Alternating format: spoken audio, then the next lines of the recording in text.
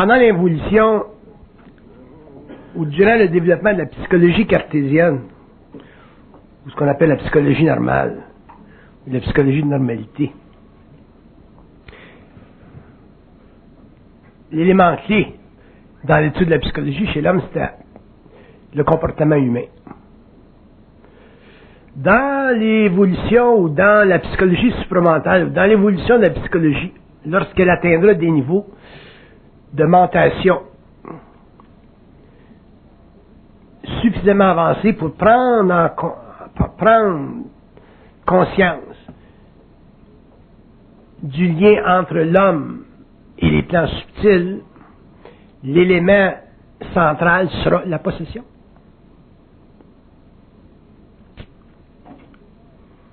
Donc autant l'étude du comportement humain était fondamentale pendant l'évolution de la psychologie évolutive, dans l'évolution ou au cours du développement de la psychologie évolutive, ce serait la compréhension de tous les aspects de la possession ou ou du chevauchement ou de la possessivité qui sera centrale à l'étude de la psychologie humaine. Pourquoi? Parce que à partir du moment où l'homme entre en conscience télépathique, dépendant à quel niveau il vit la conscience télépathique, il se crée chez lui, au début, une soumission à une volonté supérieure. C'est malgré lui-même, vous regardez les grands cas où il y a eu contact avec des plans invisibles, Moïse, je sais pas moi, Abraham, et ainsi de suite, l'histoire des grands initiés. Et vous découvrez toujours, dans l'expérience des grands initiés, l'élément de grande soumission. Puis dans le traitement de cette soumission, sur le plan christique, au niveau de la vie du Nazaréen, par exemple, ben, on connaît très bien à travers l'histoire la grande affection qu'il avait pour son père, la soumission à l'Éternel, la soumission à son père. Et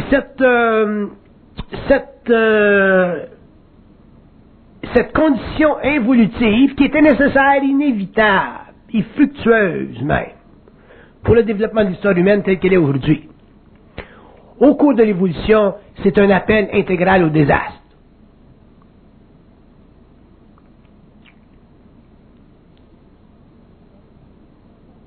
Donc, ce qui fut bon pendant l'évolution, nécessaire, inévitable et même fructueux, dans l'évolution, ça sera un appel au désastre. Pourquoi? Parce que, premièrement, l'homme nouveau, ou l'homme de l'avenir, ou qui aura une conscience mentale, n'appartiendra plus spirituellement à la conscience spirituelle ou religieuse de l'évolution,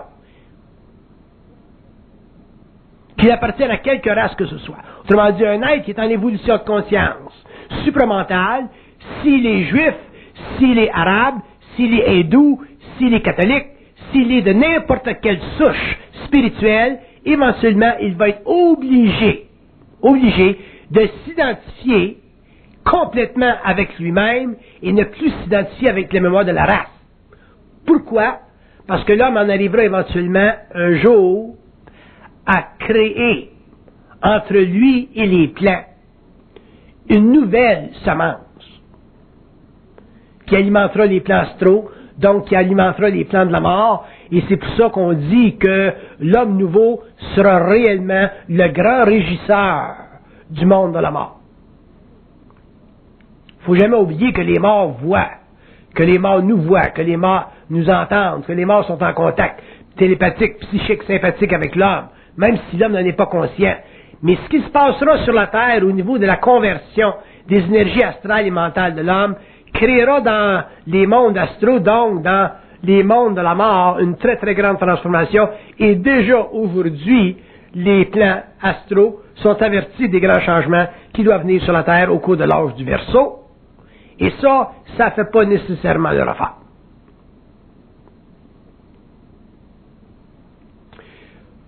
Dans le cadre de cet énoncé, on doit prendre conscience que, à partir du moment où l'homme viendra en contact télépathique avec les plans subtils, jusqu'à temps qu'il en arrive à les intégrer, donc à en avoir une parfaite maîtrise, l'homme sera très facilement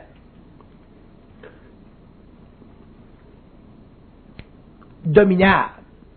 Il sera certainement testé dans son lien avec l'invisible. C'est pour ça que la compréhension de la possession ou de la possessivité ou du chevauchement, c'est fondamental au développement de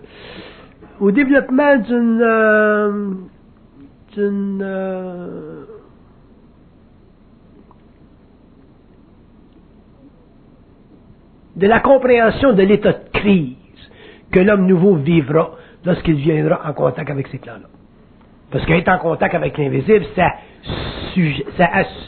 crée chez l'individu une sorte d'état de crise. Parce que tu sembles perdre le contrôle. Tu es content, tu avances. Tu es content, tu viens en contact avec. Tu es content, tu as accès à.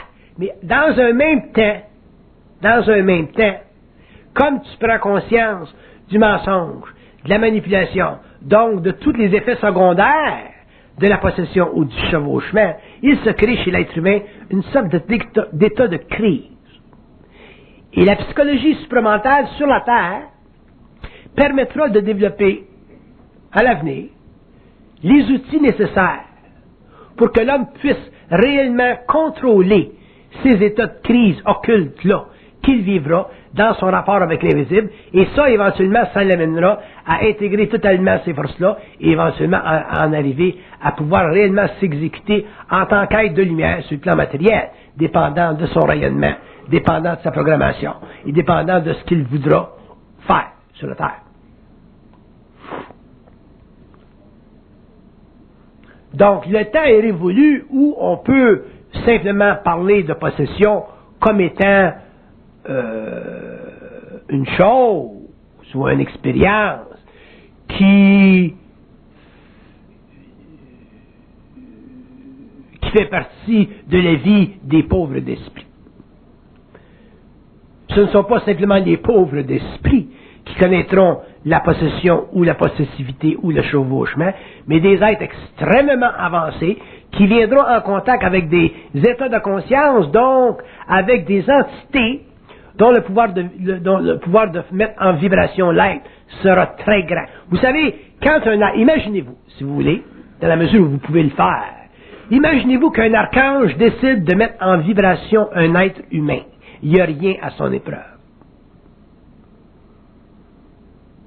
Les êtres qui ont mis en vibration le Nazaréen, les êtres qui ont mis en vibration les grands initiés qu'on a connus durant la période de la Bible, c'était des archanges.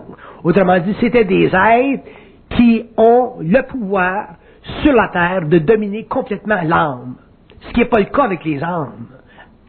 Une âme n'a pas le pouvoir de complètement dominer une âme. Mais un archange, surtout à ce niveau-là, a le pouvoir de complètement dominer une âme. Donc, le niveau de possessivité ou de chevauchement devient extrêmement élevé et très grand. Et en général, c'est ça qui crée, dans notre expérience planétaire, des initiés tels que le Nazaréen, tels que les anciens initiés de la Bible, parce que le courant d'énergie qui saisit le mortel est tellement grand que l'ego n'a plus de place. C'est-à-dire que l'ego se voit totalement dépersonnalisé pour finalement réapparaître en tant qu'une unité parfaitement homologuée. Mais demeure le fait, à cause de ce que nous savons aujourd'hui, et à cause de ce que nous découvrirons demain, et à cause de l'évolution, et à cause des lois de la liberté, et à cause du mensonge cosmique, demeure le fait que l'homme doit un jour devenir un être libre. Et pour devenir libre, dans le cadre d'une possessivité ou d'un chevauchement quelconque, surtout à partir des plans supérieurs, il faut que l'homme soit prescrit une façon d'agir.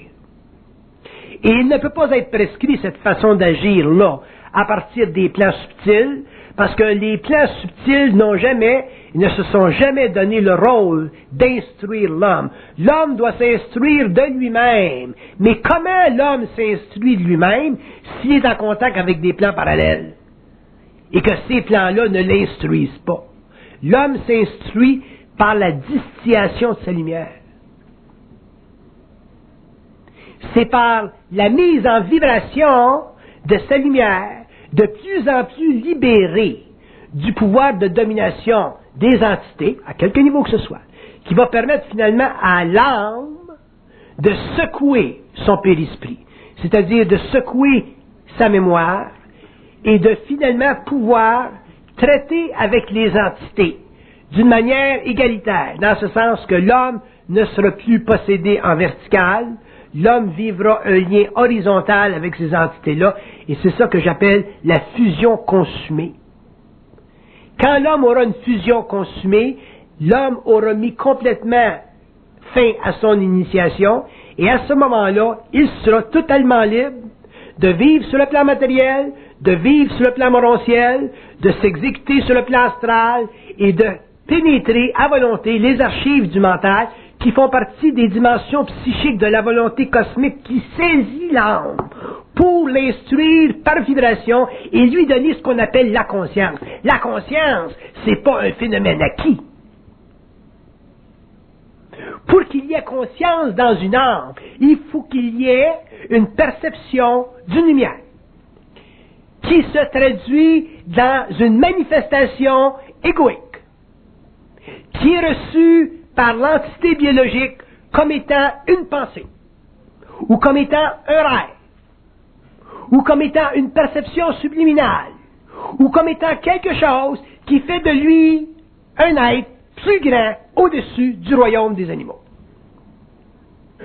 Donc, pour que l'homme puisse bénéficier de cette conscience, mais pas à des niveaux subalternes, pas à des niveaux involutifs, pas à des niveaux où il est totalement sans conscience, pas à des niveaux où il sait qu'il n'a pas contrôle sur sa destinée, pas à des niveaux où il sait l'empire de sa programmation, pas à des niveaux où il sait qu'il n'est pas capable de transformer sa vie dans un clin d'œil.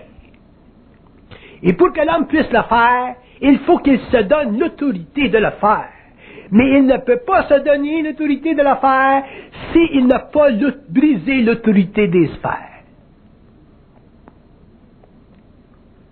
L'homme doit briser l'autorité des sphères s'il veut un jour se donner l'autorité de faire dans sa vie ce qu'il veut, dépendant de sa vibration, dépendant de son évolution, dépendant de son niveau d'intelligence, dépendant de sa lumière. Donc, c'est pas suffisant pour l'homme d'être un être lumineux.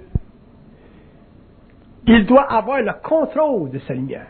Parce que la lumière de l'âme, qui est un rayon, est facilement dominée par les instances systémiques qu'on appelle des guides spirituels ou des êtres de lumière ou des ajusteurs de pensée. Et c'est là que l'homme doit un jour, ou devra un jour, entrer en confrontation avec tout ce qui appartient à la mémoire de la race. Vous n'avez pas d'idée ce que ça veut dire. Vous ne savez pas ce que ça implique. Mais un jour, au fur et à mesure où vous avancerez, vous commencerez à réaliser ce que ça implique, le pouvoir de la mémoire de la race sur vous en tant qu'égaux. Nous autres, au Québec, on est chanceux dans un sens parce que on est entre l'Europe et l'Amérique. On a vécu notre révolution tranquille. On est sorti du grand giron de l'Église.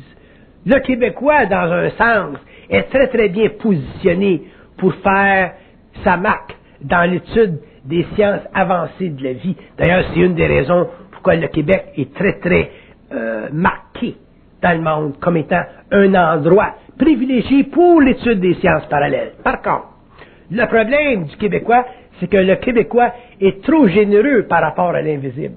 Parce que le Québécois demeure un être très marqué par sa spiritualité. Mais il apprendra avec le temps à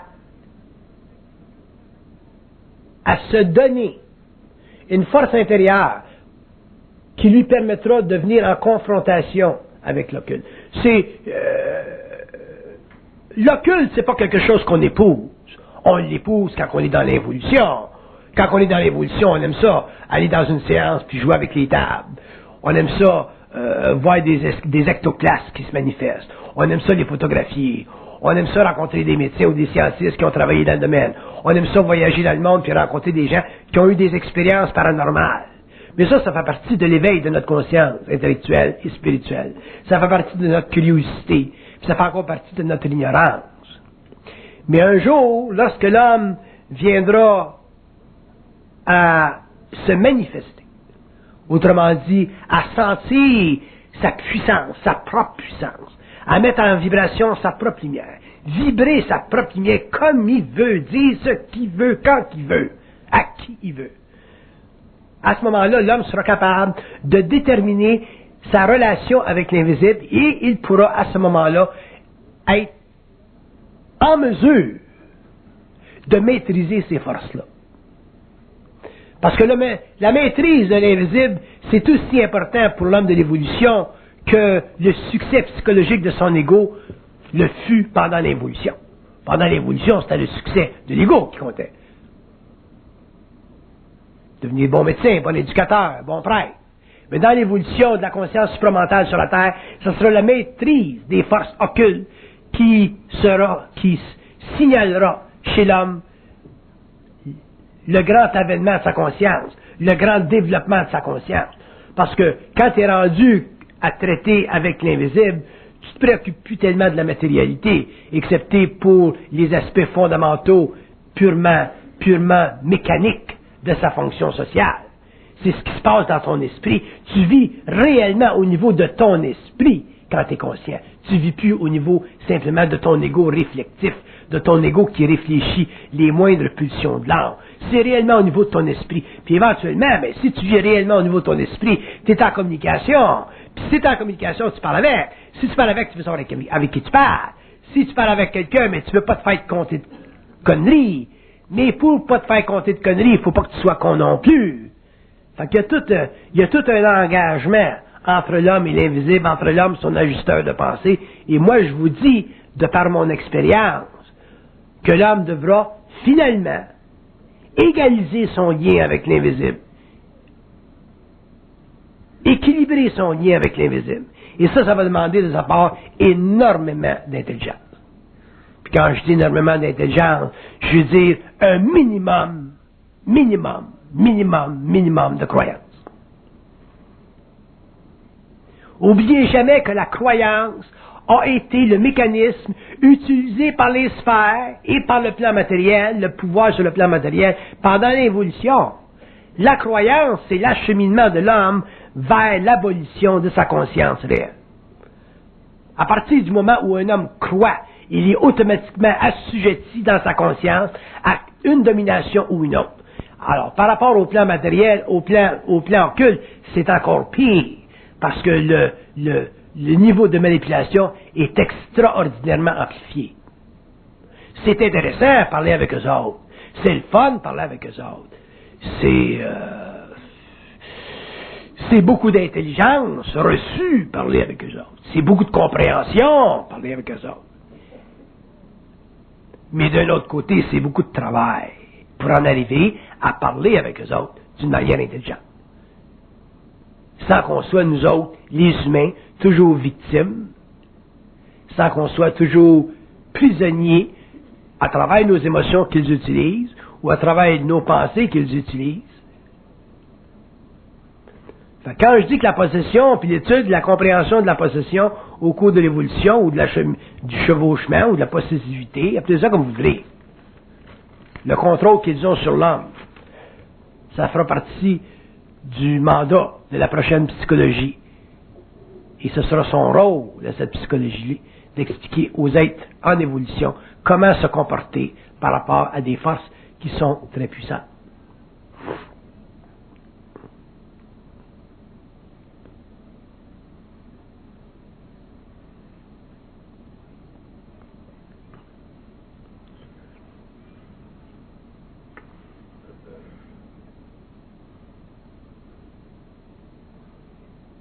Si l'homme était réellement conscient que la pensée vient d'ailleurs, son comportement psychologique serait totalement altéré.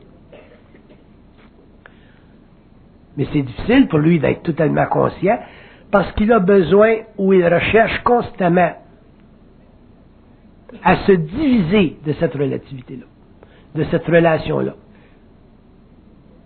L'homme en général n'est pas intéressé trop à s'avancer dans une dialectique avec ces plans-là, dans un dialogue avec ces plans-là. Puis dans un sens, je le comprends, puis dans un sens, je suis d'accord. Parce que dans un sens, et dans un gros sens, l'homme ne devrait même pas parler avec eux autres. Ne devrait même pas avoir à parler avec eux autres. Parce que d'une manière ou d'une autre, l'énergie, elle vient d'ailleurs. Ce que l'homme doit, par contre, pouvoir faire, c'est que s'il y a communication avec les plans parallèles, il doit être capable, en tant qu'humain, en tant qu'être réellement initié au mystère de la conscience humaine, il doit être capable, lui, de ne plus être affligé par ces forces-là, donc ne plus être affligé par ses pensées.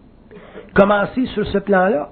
Commencez à ne pas être affligé par vos pensées, et à ce moment-là, ben, vous allez commencer à comprendre un petit peu le jeu qui se joue derrière la scène de votre ego. Si vous vous laissez affliger par vos pensées, ben, à ce moment-là, vous tombez dans le panneau. Puis si vous tombez dans le panneau à ce niveau-là, imaginez-vous que vous ne pourrez jamais être en conversation télépathique, intégrale, objective, avec des plans supérieurs. Ça veut dire que la source de votre intelligence sera toujours diminuée, elle sera toujours graduée vers des plans inférieurs, et vous n'aurez jamais vous n'aurez jamais le grand sentiment de savoir. Vous ne saurez jamais que vous êtes réellement intelligent. Et l'homme, un jour, doit le savoir qu'il est réellement intelligent, parce que c'est un être de lumière.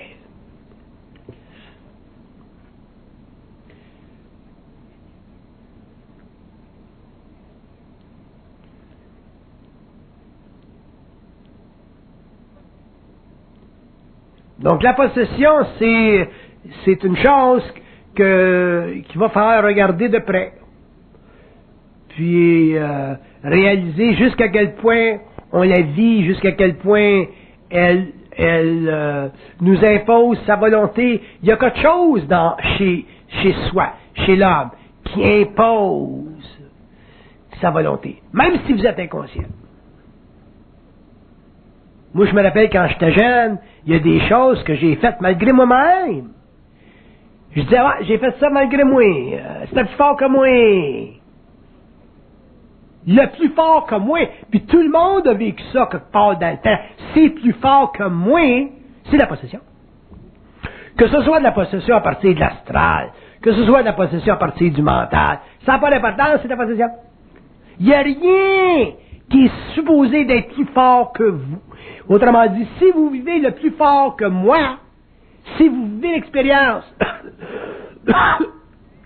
qui vous fait croire que c'est plus fort que vous ne pouvez pas faire autrement, vous ne pouvez pas passer à côté, vous êtes chevauché. Donc, si l'étude de la possession ne fait pas partie de la psychologie supramentale un jour, les hommes continueront à être chevauchés, et de plus en plus, et l'homme n'en arrivera jamais à contrôler ces forces-là.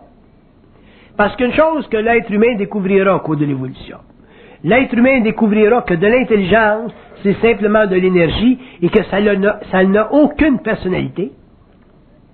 Ça n'a aucune personnalité d'intelligence. Vous autres, quand vous êtes intelligent, vous pensez que votre intelligence a de la valeur. Vous allez dire, j'ai fait un bon coup.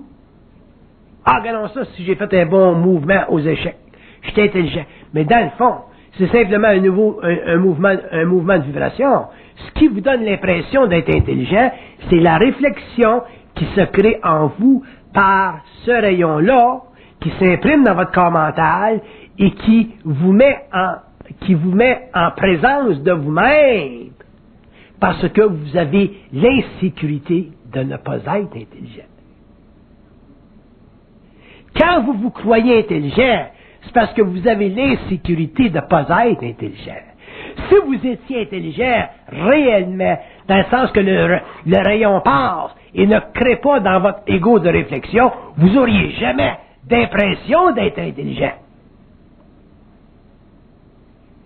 Jamais. Vous n'auriez pas l'impression d'être intelligent. Vous auriez l'impression d'être créatif, mais jamais d'être intelligent. Un homme intelligent n'a jamais l'impression d'être intelligent, mais un homme qui n'est pas intelligent a toujours l'impression d'être intelligent. C'est intéressant.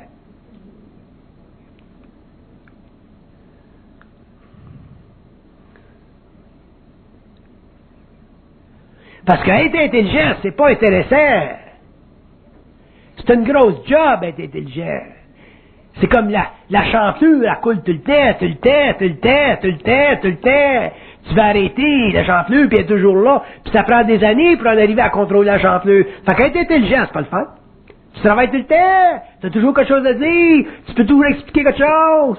Tu as toujours le dernier mot. Tu es toujours devant les autres. Tu as de la voyance. Tu peux voir 200 ans à l'avance, 50 ans à l'avance, 100 ans à l'avance. Tu peux savoir quand est-ce que tu vas crever. C'est plate être intelligent. C'est pas le fun. Il n'y a rien là-dedans. La seule chose qui est valable en ce qui concerne le phénomène de l'intelligence, c'est le mouvement vibratoire de cette énergie-là qui passe à travers l'ego, qui est devenu extrêmement transparent et qui crée ce qu'on appelle l'alliance avec les plans subtils, c'est-à-dire la fusion avec ta source, c'est-à-dire ton principe conducteur, qui est ton ajusteur de pensée. Puis même là encore, l'ajusteur de pensée, faut que tu dises, c'est quoi ça l'ajusteur de pensée? Tu peux pas prendre ça pour du cash. C'est quoi un ajusteur de pensée? Parce qu'ils vont te donner des mots pour le temps.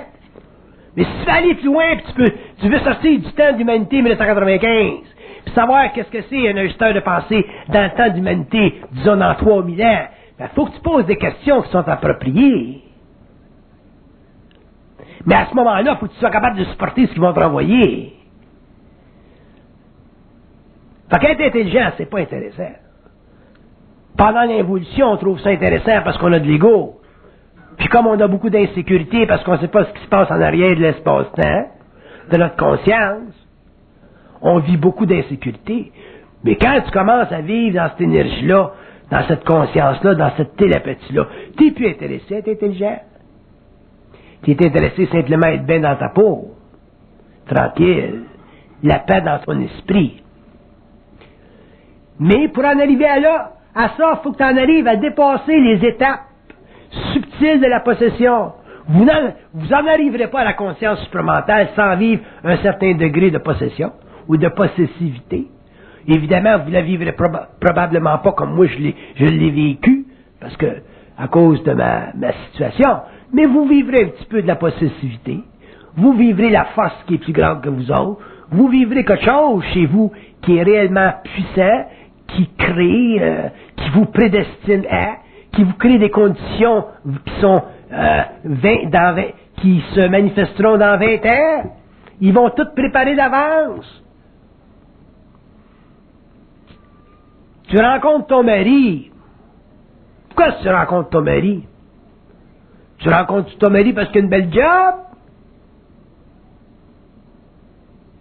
Ou tu rencontres ton mari parce que c'est une tête de cochon qui va te faire souffrir?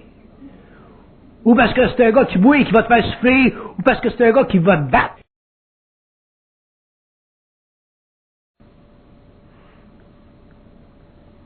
Pourquoi tu rencontres ta femme? C'est parce qu'elle est fine? Parce qu'elle fait des beaux hamburgers? Ou parce qu'elle va te tomber ses nerfs? Puis tu voudrais pas la crisser là parce que t'es un bon catholique? Elle va être névrosée à l'os. Mais tu vas pas la laisser là parce que t'es un bon catholique. Fait pourquoi est-ce que tu rencontres le patron? Quand l'homme va commencer à réaliser que tout est planifié d'avance, everything is written on the wall, and we have to read what's written on the wall. À ce moment-là, c'est là que tu réalises que, il y en a pas mal, de chevauchements. Même quand tu es inconscient, il y en a un petit peu de possession. Tu le vis pas comme quand tu es conscient. Tu n'es pas conscient des chiens de l'autre bord, mais ils sont là. Le seul problème, c'est que pendant l'évolution, on les aime, les chiens. On les prie.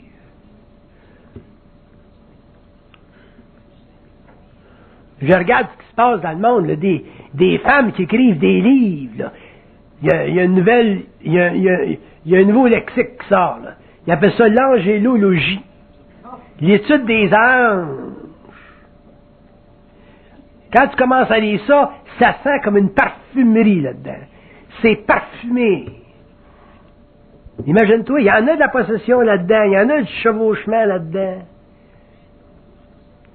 Imagine-toi, moi, si je rencontrais une bonne femme de même, et je dirais, bon, mais ça, c'est une entité qui vient du bas astral, ça s'appelle telle affaire, il est mort telle année, puis là, je dirais, oui, on va y parler ensemble, moi, pis toi. Hein? En vivrais-tu de la chaleur dans la colonne vertébrale?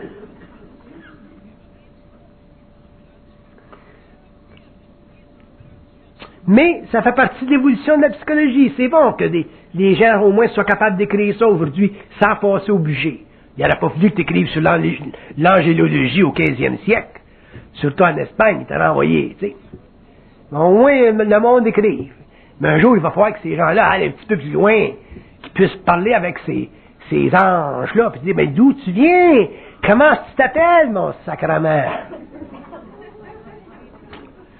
Mais avant de pouvoir parler de même, parce que moi je suis pas fin, là, mais avant de pouvoir parler de même, il faut voir qu'ils aient transmuté leurs émotions un petit peu, pas trop de spiritualité, mais ça fait partie de l'évolution.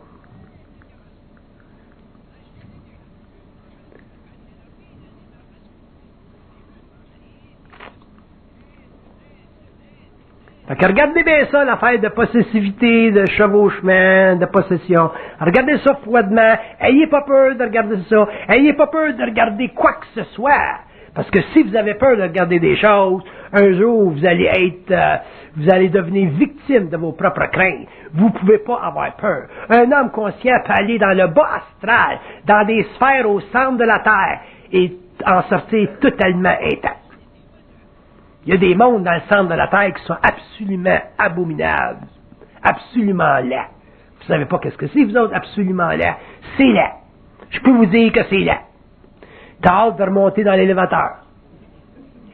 Mais un être conscient est capable de se promener n'importe où. Et c'est la liberté de l'homme de se promener n'importe où. Ça fait partie de sa lumière de se promener n'importe où.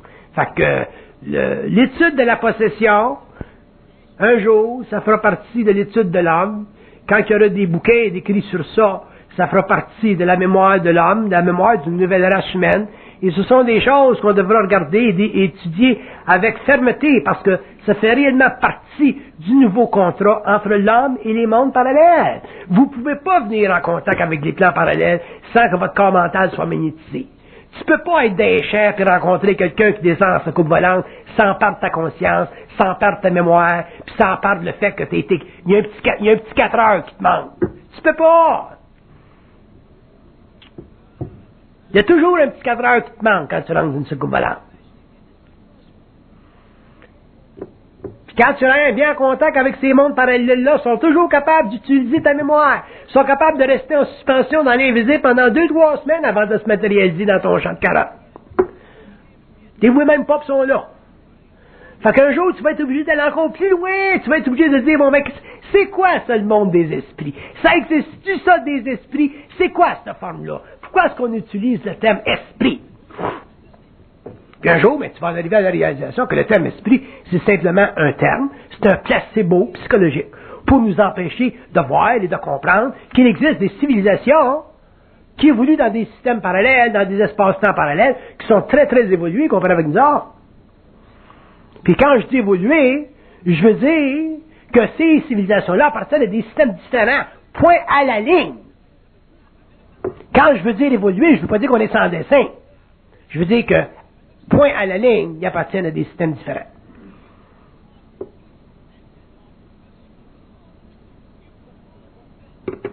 C'est pas parce qu'un gars arrive ici d'une navette spatiale qui est plus intelligent que nous autres. Dans le sens de l'intelligence que je vous parlais tout à l'heure. Dans le sens qu'il y a plus de lumière que nous autres. La seule chose, c'est qu'on est encore magnétisable par ce gars-là, par cette entité-là, matérialisée. Pourquoi? Pourquoi? Parce qu'on a peur. On a peur. Premièrement, il n'est pas beau comme nous autres, il n'y a pas de rouge à lèvres, il a des grands yeux, Tu regardes là-dedans, sacrément, c'est comme regarder dans le lac Huron. Il te parle pas, ça n'a pas de bouche, c'est tout mal fait. Ça communique rien que par télépathie, des petites oreilles, c'est gros comme des crottes. Des nez, c'est rien que des petits amoncellements de peau. Les doigts, on n'en parle pas. Il même plus le zizi. Fait que c'est évident qu'on a peur.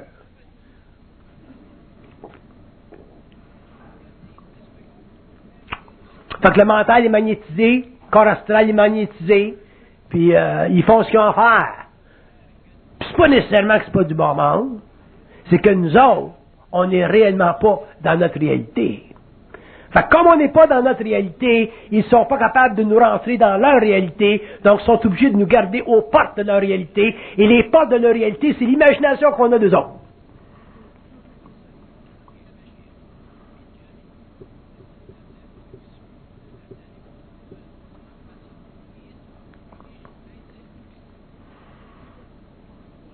Avez-vous déjà pensé qui c'est qui crée vos rêves? Qui c'est qui crée ces structures absolument extraordinaires, complexes, que vous êtes capable techniquement de comprendre le matin quand vous vous levez? Ou pas capable, dépendant de qui vous êtes. Qui c'est qui est capable, qui c'est qui crée ces structures-là auxquelles vous n'avez jamais pensé? Des mondes que vous vous êtes jamais imaginés. Ça vient d'où? Qui c'est qui crée ça? Avez-vous déjà pensé à ça?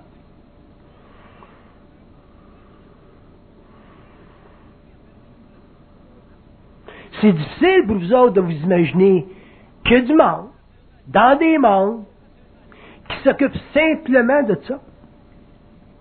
C'est leur job.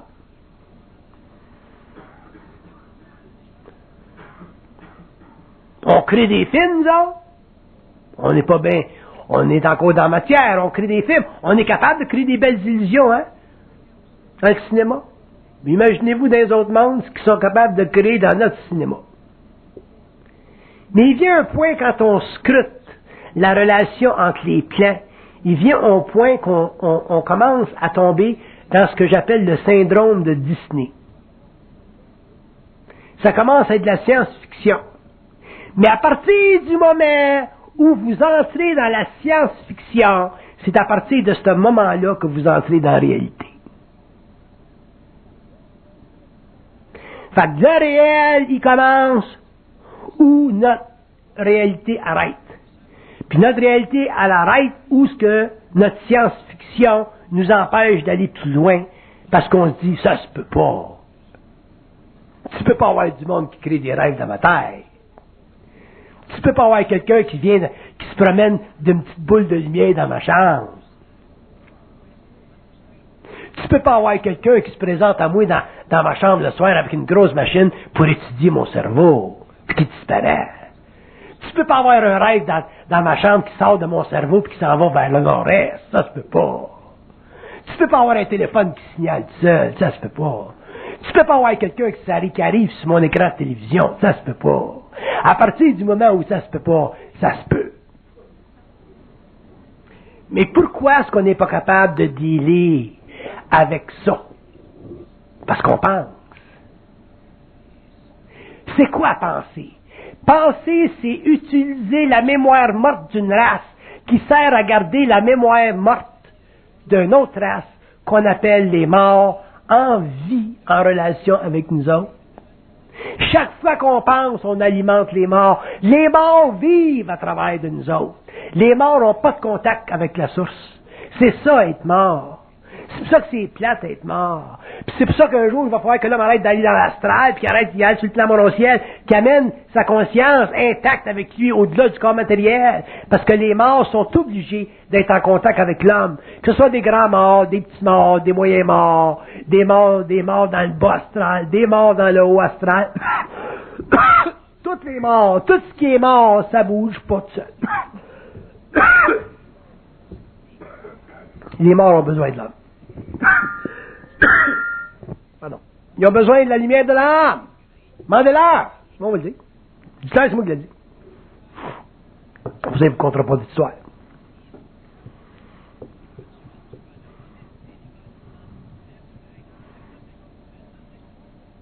Il n'est pas supposé d'avoir de mystère dans la conscience humaine.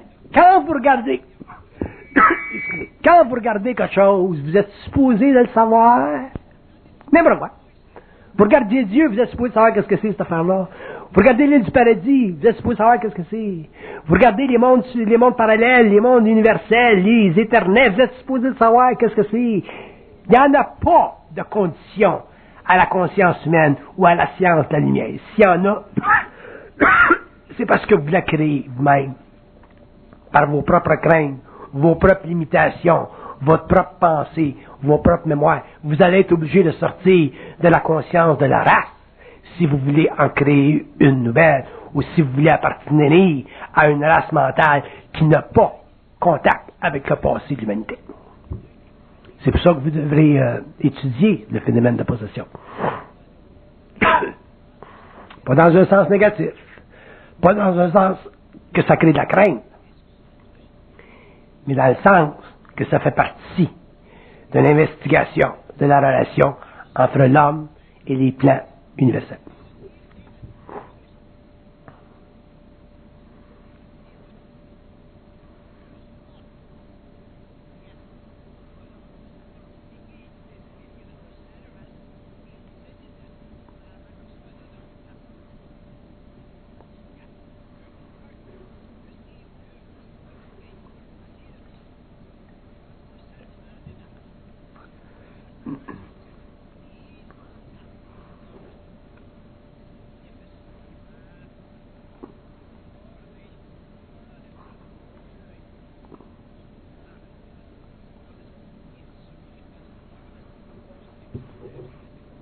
Je vous donne une transmission directe à partir du plan mental concernant la possession.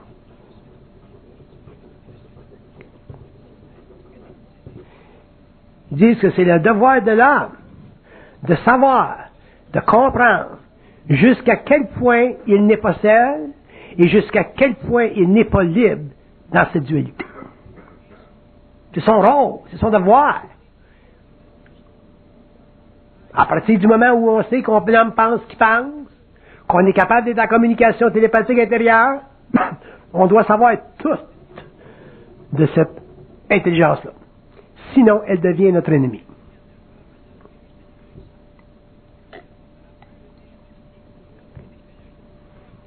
Elle devient notre ennemi. Non pas pour des questions d'ordre moral, mais parce que ça fait partie de la loi de vibration. Ça fait partie de la loi des énergies. Tout est vibratoire pour eux autres. C'est pas comme nous autres. Nous autres, on est logique. 1 plus 1, ça fait 2. Pour eux autres, 1 plus 1, ça peut faire 3, 4, 5.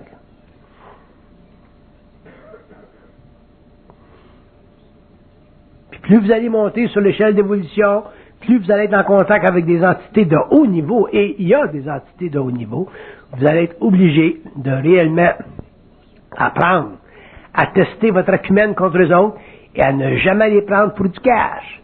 Puis c'est là qu'à ce moment-là, ils vont renverser la vibration et ils vont vous permettre de réellement croître, c'est-à-dire savoir que vous êtes réellement intelligent.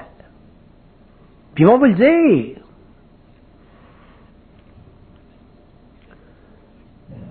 Jamais les aimer. L'amour, c'est fait pour l'homme. Aimez les hommes. Aimez-vous les uns les autres. Mais aimez jamais cette gang-là en haut. C'est ça la différence entre les initiés de l'évolution et les initiés de l'avenir. Je peux vous garantir que les initiés de l'évolution n'auront aucun amour pour la paix, le Fils ou le Saint-Esprit. Bye.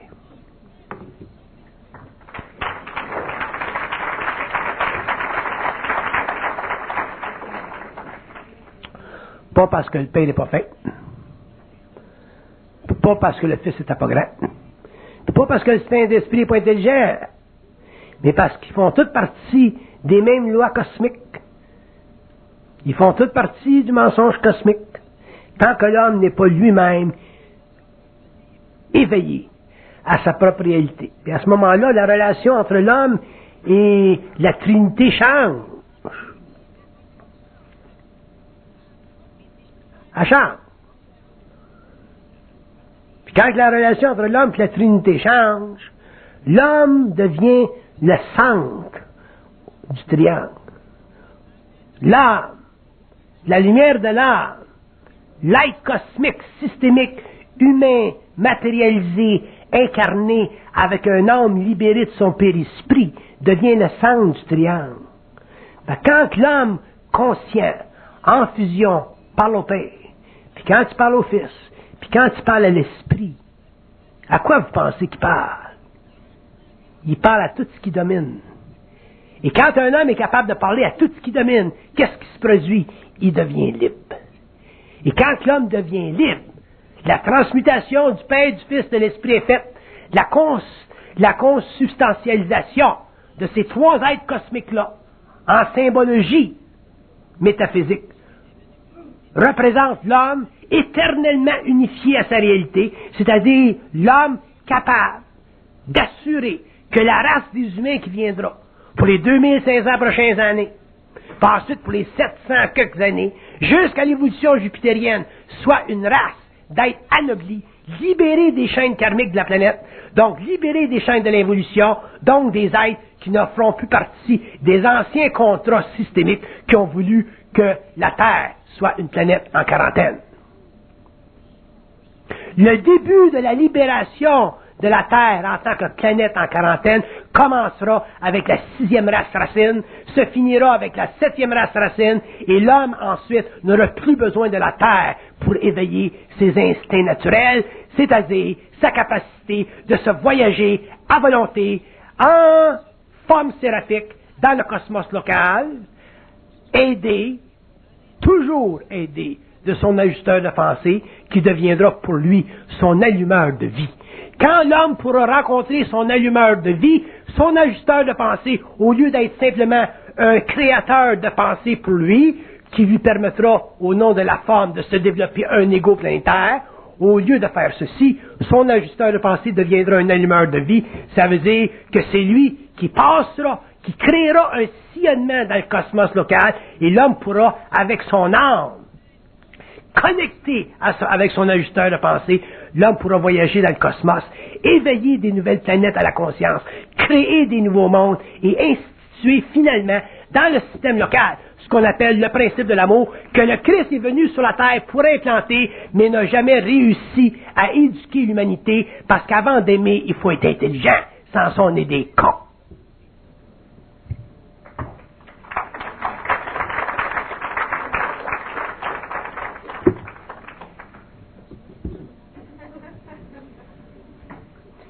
Si vous n'êtes pas capable, je ne parle pas à vous autres nécessairement, je parle à l'homme. Si l'homme n'est pas capable un jour d'aimer avec intelligence, l'amour sera simplement astral. L'amour ne fera pas partie de ta conscience mentale et l'amour ne pourra pas électrifier son esprit, c'est-à-dire que l'homme ne pourra pas participer avec d'autres esprits sur le même pied d'égalité que sa conscience. Donc, les êtres seront toujours en relation d'expérience avec lui, et l'homme ne sera jamais réellement, pour son frère, non simplement un collaborateur, mais une source de complète jouissance sur le plan psychique.